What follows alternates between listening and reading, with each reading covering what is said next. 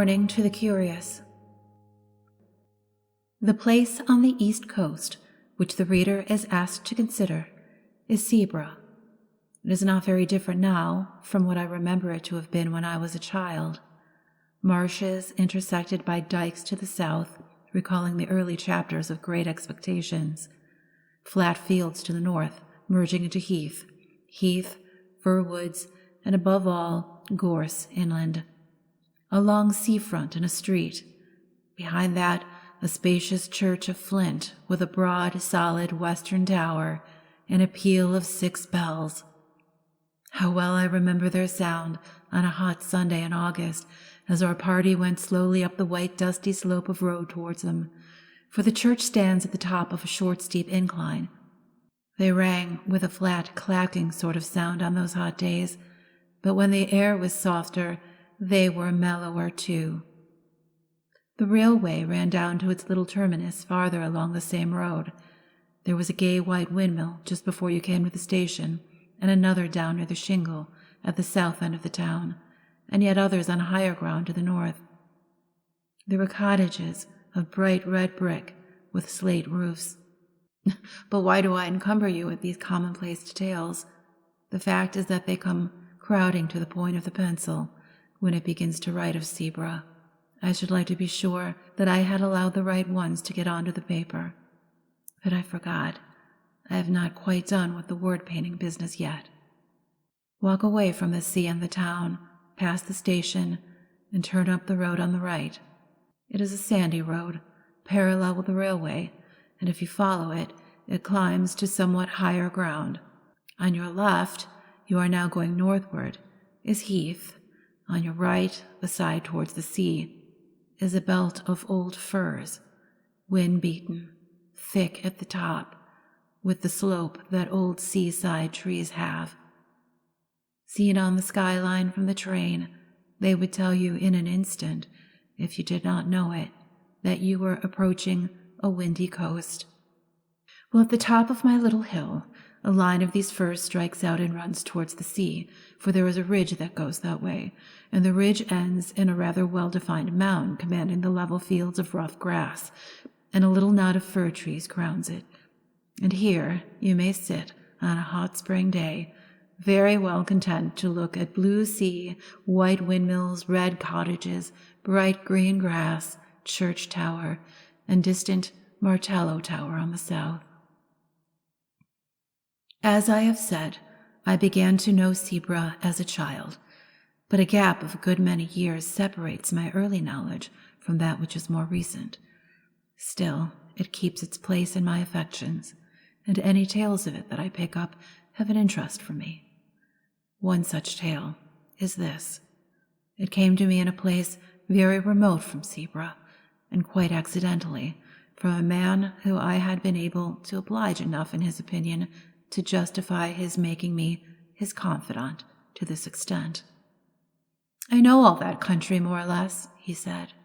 I used to go to Sabres pretty regularly for golf in the spring. I generally put up at the Bear with a friend.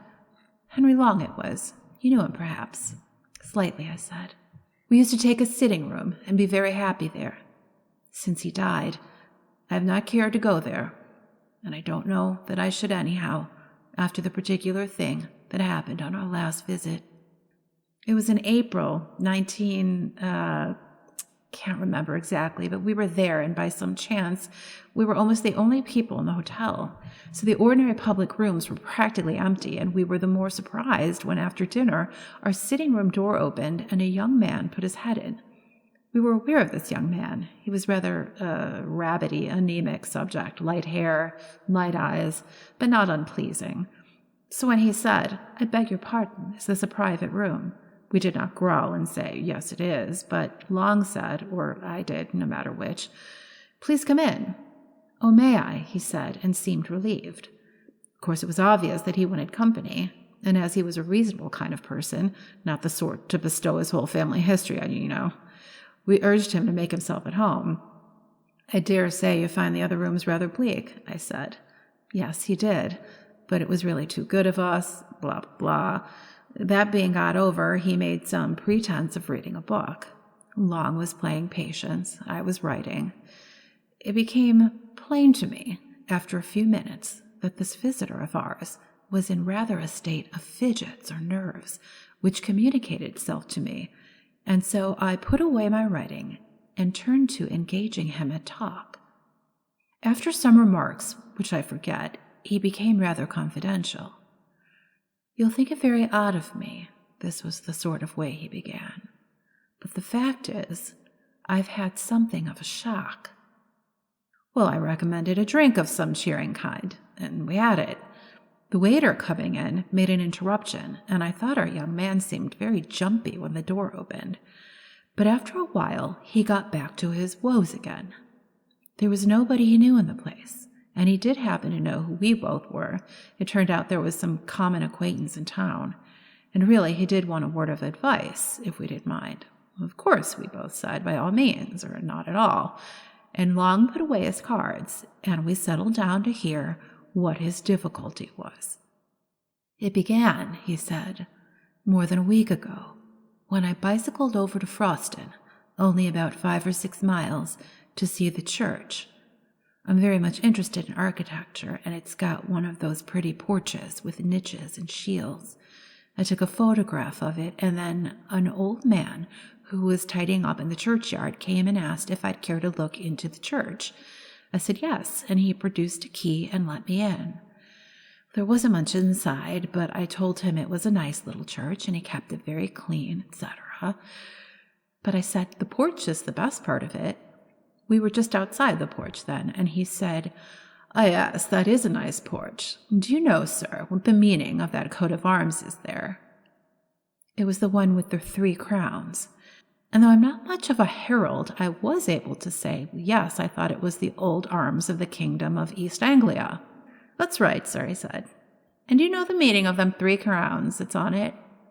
I said, no doubt it was known, but I could not recollect to have heard it myself.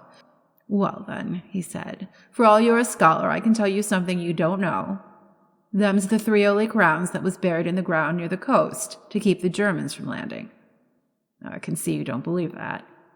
But I'll tell you, if it hadn't been for one of them holy crowns, them Germans would have landed here time and again they would, landed with their ships, and killed man, woman, and child in their beds. Now then, that's the truth what I'm telling you. And if you don't believe me, you ask the rector. There he comes. You ask him. I looked around, and there was the rector, a nice-looking old man, coming up the path. And before I could begin assuring my old man, who was getting quite excited, that I didn't just believe him, the rector struck in and said, "What's all this about, John? Good day to you, sir. Have you been looking at our little church?" So then there was a little talk, which allowed the old man to calm down, and the rector asked him again what was the matter. "Oh," he said, "nothing, only I was telling this gentleman here he ought to ask you about them holy crowns." "Ah, yes, to be sure," said the rector, "it is a very curious matter, but I don't know whether the gentleman here is interested in our old stories, eh?" "Oh, he'd be interested fast enough," says the old man. "I'll put his confidence in what you tells him, sir. Why, you known William Ager yourself, father and son, too." Then I put in a word to say how much I should like to hear all about it, and before many minutes I was walking up the village street with the rector, who had 1 or 2 words to say to parishioners, and then to the rectory, where he took me into his study. He had made out on the way that I really was capable of taking an intelligent interest in a place of folklore, and not quite the ordinary day-tripper. So he was very willing to talk, and it is rather surprising to me that the particular legend he told me has not made its way into print before. His account of it was this. There has always been a belief in these parts in the 3 holy crowns. The old people say they were buried in different places near the coast to keep the Danes or the French or the Germans away. And they say that one of the 3 was dug up a long time ago, and another has disappeared by the encroaching of the sea, and one's still left, doing its work, keeping off invaders. Well, now, if you have read the ordinary guides and histories of this country, you will remember perhaps that in 1687 a crown, which was said to be the crown of Renwald, king of the East Angles, was dug up at Rendlesham, and alas, melted down before it was even properly described or drawn. Well, Rendlesham isn't on the coast, but it isn't so very far inland, and it's on a very important line of access. And I believe that is the crown which the people mean when they say that one has been dug up. Then on the south, you don't need me to tell you there was a Saxon royal palace, which is now under the sea, eh? Well, that was the second crown, I take it, and up beyond these two, they say, lies the third. Do they say where it is? Of course I asked. He said, yes, indeed they do, but they don't tell, and his manner did not encourage me to put the obvious question. Instead of that, I waited a moment and said, what did the old man mean when he said you knew William Ager, as if that had something to do with the crown? To be sure, he said, it's another curious story. These Agers is a very old name in these parts, but I can't find that they were ever people of quality or big owners. These Agers say, or said, that their branch of the family were the guardians of the last crown. A certain old Nathaniel Ager was the first one I knew. I was born and brought up quite near here, and he, I believe, camped out at the place during the whole of the War of 1870. William, his son, did the same, I know, during the South African War. And young William, his son, who has only died fairly recently, took lodgings at the cottage nearest the spot, and I have no doubt hastened his end, for he was a consumptive by exposure and night watching. He was the last of that branch. It was a dreadful grief to him to think that he was the last, but he could do nothing. The only relations at all near to him were in the colonies. I wrote letters for him to them, imploring them to come over on business very important to the family, but there has been no answer. So the last of the Holy Crowns, if it's there, has no guardian now. That was what the rector told me, and you can fancy how interesting I found it. The only thing I could think of when I left him was how to hit upon the spot where the crown was supposed to be. I wish I'd left it alone.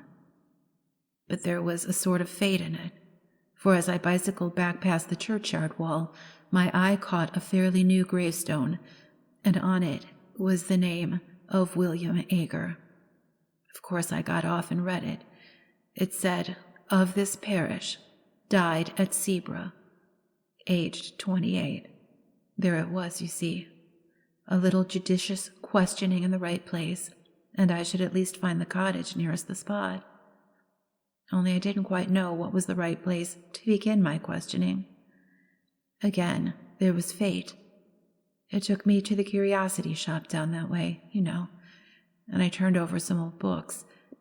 And if you please, one was a prayer book of 1740-odd, and a rather handsome binding. Let's just go and get it. It's in my room. He left us in a state of some surprise, but we had hardly time to exchange any remarks when he was back, panting, and handed us the book opened at the flyleaf, on which was, in a straggly hand, Nathaniel Ager is my name, and England is my nation. Sebra is my dwelling place, and Christ is my salvation. When I am dead and in my grave, and all my bones are rotten, I hope the Lord will think on me when I am quite forgotten. This poem was dated 1754, and there were many more entries of Agers, Nathaniel, Frederick, William, and so on, ending with William, who had recently passed. You see, he said, anybody would call it the greatest bit of luck. I did, but I don't now. Of course, I asked the shopman about William Ager, and of course he happened to remember that he lodged in a cottage in the North Field and died there. This was just chalking the road for me.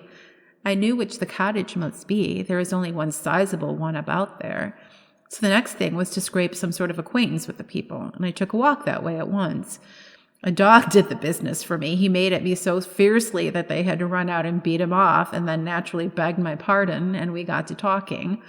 I had only to bring up Ager's name and pretend I knew, or thought I knew something of him, And then the woman said how sad it was, him dying so young, and she was sure it came of him spending the night out of doors in the cold weather. Then I had to say, "Did he go out on the sea at night?" And she said, "No, it was on the hillock yonder, with the trees on it." And there I was. I know something about digging in these barrows. I have opened many of them in the down country, but that was with owner's leave and in broad daylight and with men to help. I had to prospect very carefully here before I've put a spade in. I couldn't trench across the mound, and with those old firs growing there, I knew there would be awkward tree roots. Still, the soil was very light and sandy and easy, and there was a rabbit hole or so that might be developed into a sort of tunnel. The going out and coming back at odd hours to the hotel was going to be the awkward part. When I made up my mind about the way to excavate, I told the people that I was called away for a night, and I spent it out there. I made my tunnel. I won't bore you with the details of how I supported it and filled it in when I'd done. But the main thing is that I got the crown. Naturally, we both broke out into exclamations of surprise and interest.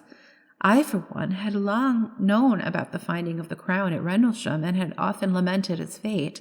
No one has ever seen an Anglo-Saxon crown, at least no one had, but our man gazed at us with a rueful eye. "Yes," he said, "and the worst of it is, I don't know how to put it back." "Put it back?" we cried out. "Why, my dear sir, you've made one of the most exciting finds ever heard of in this country. Of course it ought to go to the jewel house at the Tower. What's your difficulty? If you're thinking about the owner of the land and treasure trove and all that, we can certainly help you through. Nobody's going to make a fuss about technicalities in a case of this kind."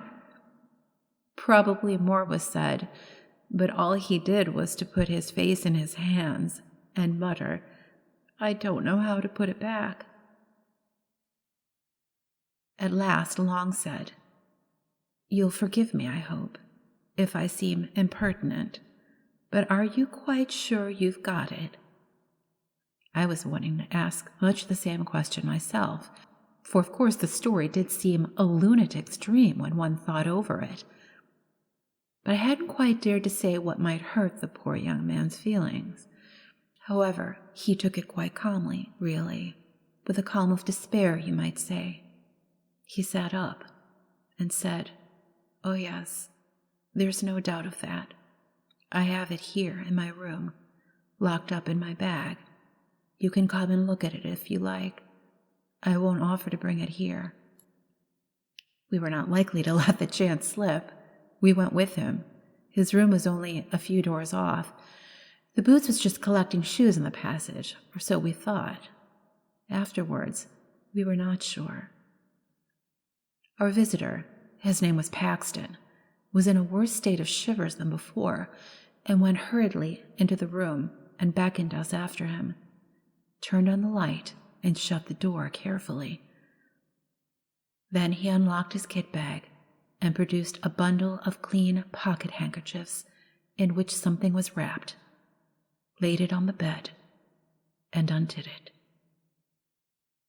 I can now say I have seen an actual Anglo-Saxon crown. It was of silver, as the Rendlesham one is always said to have been. It was set with some gems, mostly antique intaglios and cameos, and was of rather plain, almost rough workmanship. In fact, it was like those you see on the coins and in the manuscripts. I found no reason to think it was later than the 9th century. I was intensely interested, of course, and I wanted to turn it over in my hands, but Paxton prevented me. "Don't touch it," he said. "I'll do that." And with a sigh that was, I declare to you, dreadful to hear, he took it up and turned it about so that we could see every part of it. "Seen enough," he said at last, and we nodded. He wrapped it up and locked it in his bag, and stood looking at us dumbly. "Come back to our room," Long said, "and tell us what the trouble is." He thanked us and said, "Will you go first and see if the coast is clear?" Well, that wasn't very intelligible, for our proceedings hadn't been, after all, very suspicious, and the hotel, as I said, was practically empty. However, we were beginning to have inklings of we didn't know what. And anyhow, nerves are infectious, so we did go. First, peering out as we opened the door, and fancying, I found we both had the fancy, that a shadow, or more than a shadow, but it made no sound, passed from before us to one side as we came out into the passage. "It's all right," we whispered to Paxton. Whispering seemed the proper tone. And we went, with him between us, back to our sitting room. I was preparing, when we got there, to be ecstatic about the unique interest of what we had seen, but when I looked at Paxton, I saw that would be terribly out of place, and I left it to him to begin. "What is to be done?" was his opening. Long thought it right, as he explained to me afterwards, to be obtuse, and said, "Why not find out who the owner of the land is, and inform him?" "Oh, no," Paxton broke in impatiently. "I beg your pardon. You've been very kind, but don't you see, it's got to go back. And I daren't be there at night, and daytime is impossible. Perhaps, though, you don't see. Well, the truth is that I've never been alone since I touched it." I was beginning some fairly stupid comment, but Long caught my eye, and I stopped. Long said, "I think I do see, perhaps, but wouldn't it be a relief to tell us a little more clearly what the situation is?" And then it all came out. Paxton looked over his shoulder and beckoned to us to come nearer to him, and began speaking in a low voice. We listened most intently, of course, and compared notes afterwards. And I wrote down our version, so I am confident I have what he told us almost word for word.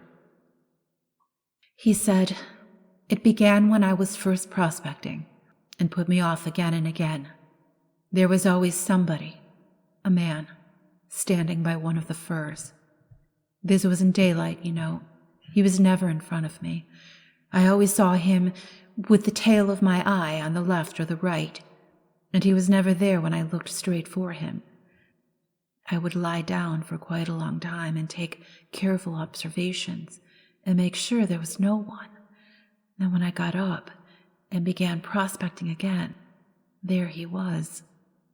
And he began to give me hints besides, for wherever I put that prayer book, short of locking it up, which I did at last, when I came back to my room, it was always out on my table, open at the flyleaf, where the names are, and one of my razors across it to keep it open.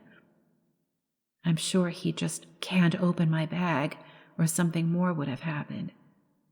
You see, he is light and weak, but all the same, I daren't face him.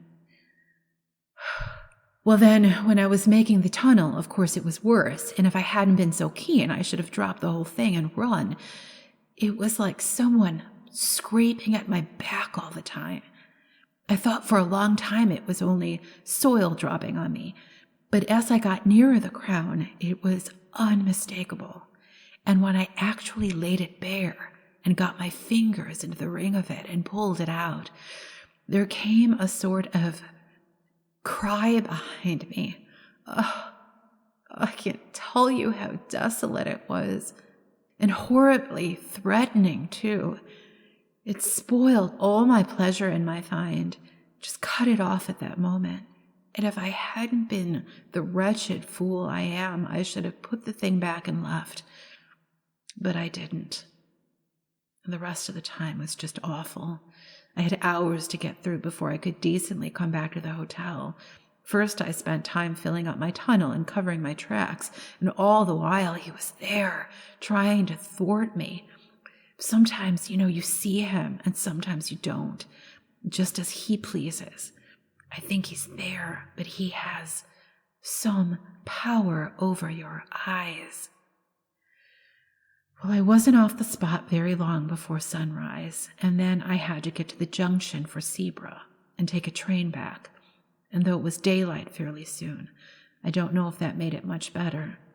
There were always hedges or gorse bushes or park fences along the road, some sort of cover. I mean, it was never easy for a second. And then when I began to meet people going to work, they always looked behind me very strangely. It might have been that they were surprised at seeing anyone so early, but I didn't think it was only that. And I don't now. They didn't look exactly at me.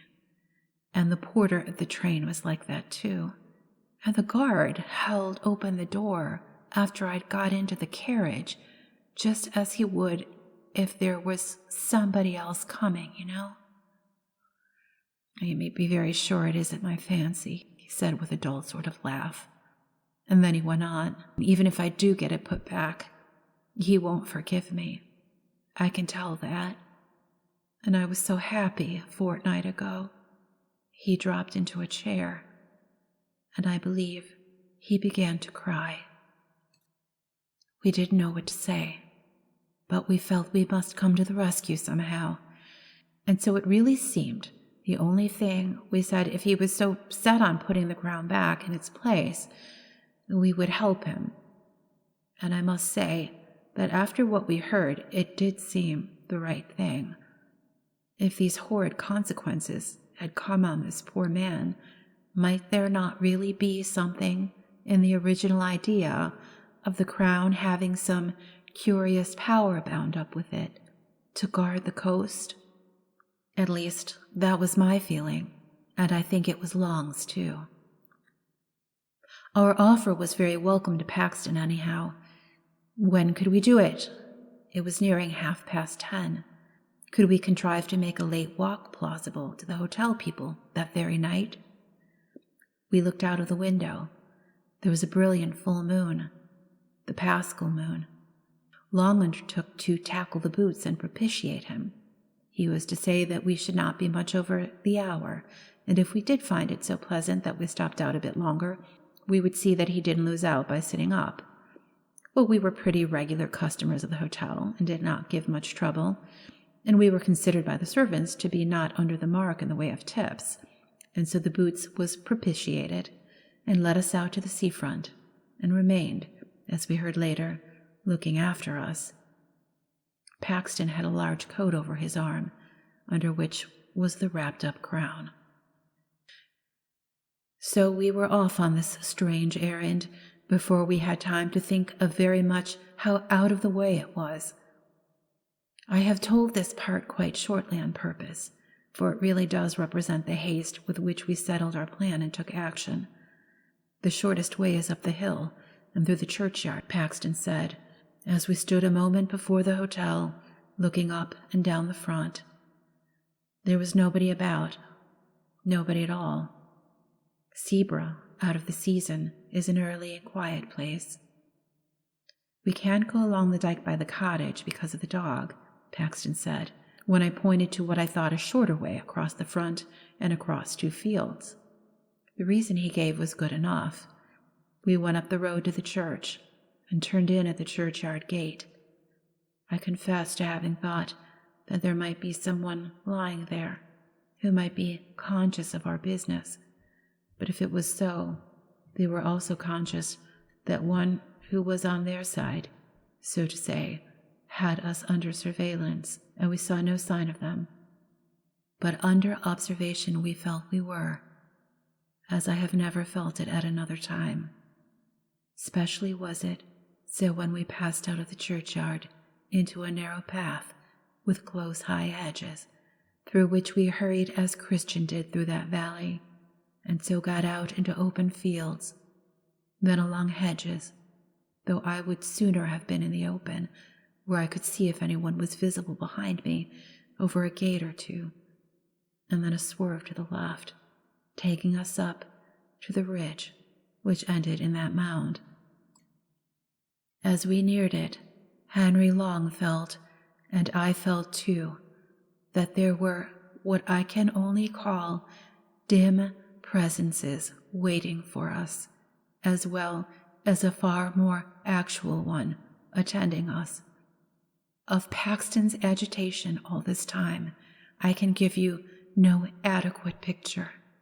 He breathed like a hunted beast, and we could not either one of us look at his face. How he would manage when we got to the very place we had not troubled to think. He had seemed so sure that would not be difficult, nor was it. I never saw anything like the dash with which he flung himself at a particular spot in the side of the mound and tore at it, so that in a very few moments the greater part of his body was out of sight. We stood holding the coat and that bundle of handkerchiefs and looking, very fearfully, I must admit, about us. There was nothing to be seen. A line of dark firs behind us made one skyline. More trees and the church tower, half a mile off on the right. Cottages and a windmill on the horizon on the left. Calm sea dead in front. Faint barking of a dog at a cottage on a gleaming dike between us and it. Full moon making that path we know across the sea. The eternal whisper of the Scotch firs just above us and of the sea in front. And yet, in all this quiet, an acute, an acrid consciousness of a restrained hostility very near us, like a dog on a leash that might be let go at any moment. Paxton pulled himself out of the hole and stretched a hand back to us. "Give it to me," he whispered. We unwrapped it. We pulled off the handkerchiefs, and he took the crown. The moonlight just fell on it as he snatched it. We had not ourselves touched that bit of metal, and I have thought since that it was just as well. In another moment Paxton was out of the hole, and again busy shoveling back the soil with hands that were already bleeding. He would have none of our help, though it was much the longest part of the job to get the place to look undisturbed. Yet I don't know how, but he made a wonderful success of it. And at last he was satisfied, and we turned back. We were a couple of 100 yards from the hill when Long suddenly said to him, "I say, you've left your coat there. That won't do. See?" And I certainly did see it, the long dark overcoat lying where the tunnel had been. Paxton had not stopped, however. He only shook his head and held up the coat on his arm. And when we joined him, he said, without any excitement, but as if nothing mattered any more, "That wasn't my coat." And indeed, when we looked back again, that dark thing was not to be seen. Well, we got out onto the road and came rapidly back that way. It was well before 12 when we got in, trying to put a good face on it and saying, Long and I, what a lovely night it was for a walk. Boots was on the lookout for us, and we made remarks like that for his edification as we entered the hotel. He gave another look up and down the seafront before he locked the front door and said, "You didn't meet any people about, I suppose, sir?" "No, indeed, not a soul," I said.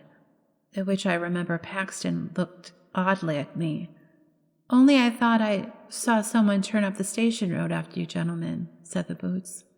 "Still, you was 3 together, and I don't suppose he meant mischief." I didn't know what to say. Long merely said, "Good night," and we went off upstairs, promising to turn out all lights and to go to bed in a few minutes. Back in our room, we did our very best to make Paxton take a cheerful view. "There's the crown safe back," we said. "Very likely you've done better not to touch it," and he heavily assented to that, "but no real harm has been done, and we shall never give this away to anyone who would be so mad as to go near it. Besides, don't you feel better yourself?" I don't mind confessing, I said that on the way there I was very much inclined to take your view about it. Well, about being followed. But going back, it wasn't at all the same thing, was it? No, it wouldn't do. You've nothing to trouble yourselves about, he said. But I'm not forgiven. I know what you're going to say. The church might help. Yes, but it's the body that has to suffer.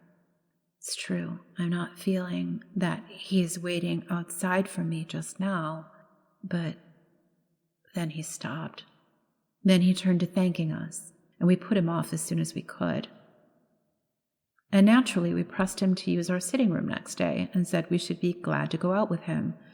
Or did he play golf, perhaps? Yes, he did, but he didn't think he should care about that tomorrow. Well, we recommended him to get up late and sit in our room in the morning while we were playing, and we should have a walk later in the day. He was very submissive and piano about it all, ready to do just what we thought best, but clearly quite certain in his own mind that what was coming could not be averted or palliated. You'll wonder why we didn't insist on accompanying him to his home and seeing him safe into the care of brothers or someone. Well, the fact was that he had nobody. He had a flat in town, but lately had made up his mind to settle for a time in Sweden, and he had dismantled his flat and shipped off his belongings, and was whiling away a fortnight or 3 weeks before he made a start. Anyhow, we didn't see what we could do better than to sleep on it, or not sleep very much, as was my case, and see what we felt like tomorrow morning. We felt very different, Long and I, on as beautiful an April morning as you could desire, and Paxton also looked very different when we saw him at breakfast. The first approach to a decent night I seem to have ever had, was what he said, but he was going to do as we had settled, stay in probably all the morning, and come out with us later. We went to the links. We met some other men and played with them in the morning, and had lunch there rather early, so as not to be late back. All the same, the snares of death overtook him. Whether it could have been prevented, I don't know. I think he would have been got at somehow, do what we might. Anyhow, this is what happened. We went straight up to our room. Paxton was there, reading quite peaceably.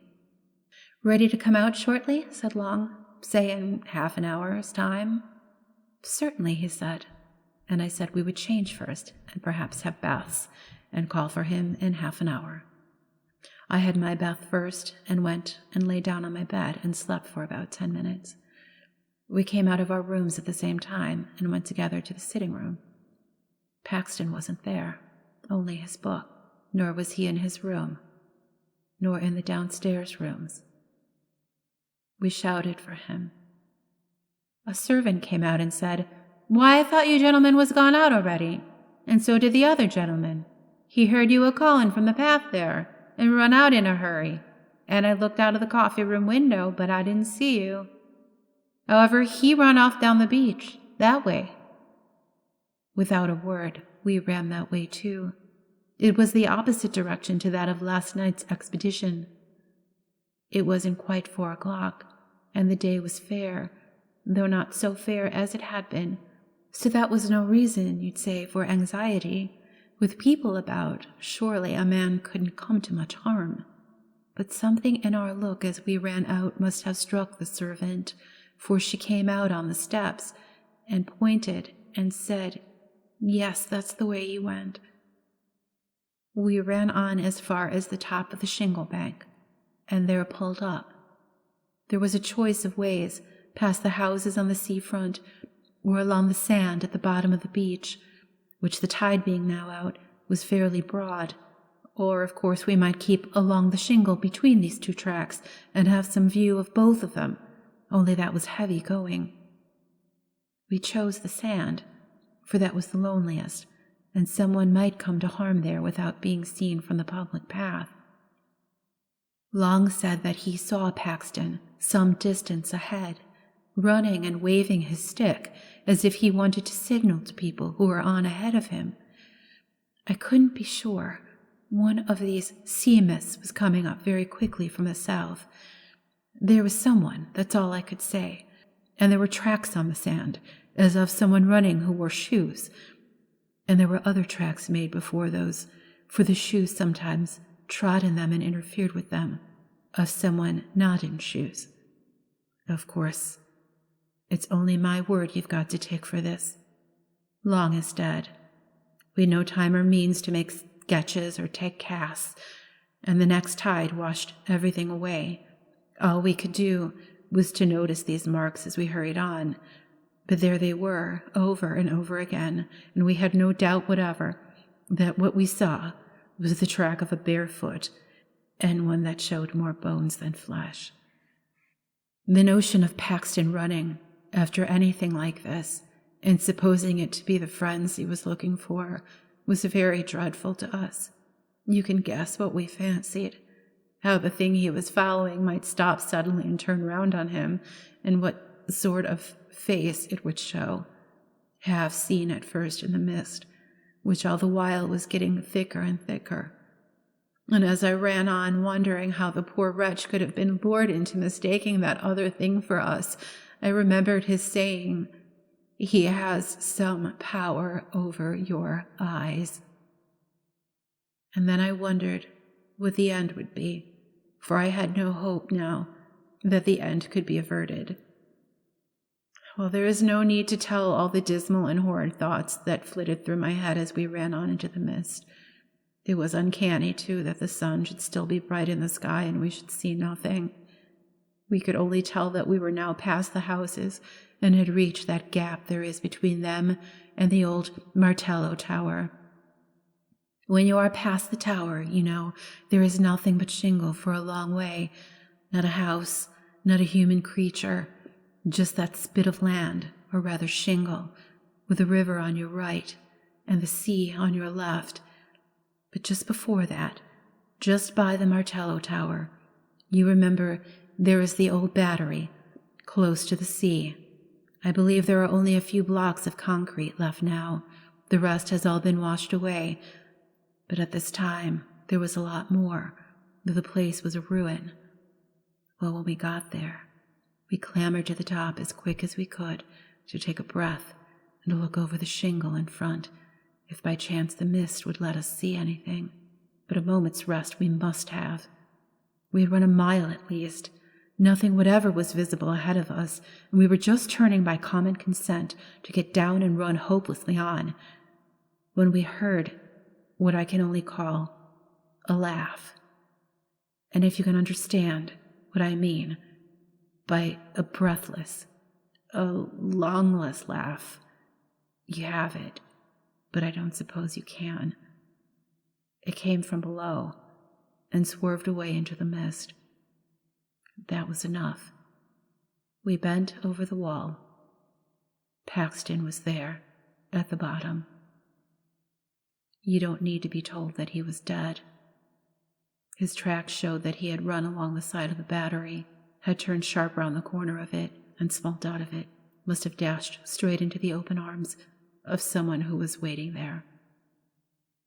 His mouth was full of sand and stones, and his teeth and jaws were broken to bits. I only glanced once at his face. At the same moment, just as we were scrambling down from the battery to get to the body, we heard a shout and saw a man running down the bank of the Martello Tower. He was the caretaker stationed there, and his keen old eyes had managed to descry through the mist that something was wrong. He had seen Paxton fall, and had seen us a moment after, running up. Fortunate this, for otherwise we could hardly have escaped suspicion of being concerned in the dreadful business. Had he, we asked, caught sight of anybody attacking our friend? He could not be sure. We sent him off for help, and stayed by the dead man till they came with the stretcher. It was then that we traced out how he had come, on the narrow fringe of sand under the battery wall. The rest was shingle, and it was hopelessly impossible to tell whither the other had gone. What were we to say at the inquest? It was a duty, we felt, not to give up, there and then, the secret of the crown, to be published in every paper. I don't know how much you would have told, but what we did agree upon was this: to say that we had only made acquaintance with Paxton the day before, and that he had told us he was under some apprehension of danger at the hands of a man called William Agar. Also that we had seen some other tracks besides Paxton's when we followed him along the beach, but of course by that time everything was gone from the sands. No one had any knowledge, fortunately, of any William Agar living in the district. The evidence of the man at the Martello Tower freed us from all suspicion. All that could be done was to return a verdict of willful murder by some person or persons unknown. Paxton was so totally without connections that all the inquiries that were subsequently made ended in a no thoroughfare, and I have never been at Sebra, or even near it, since.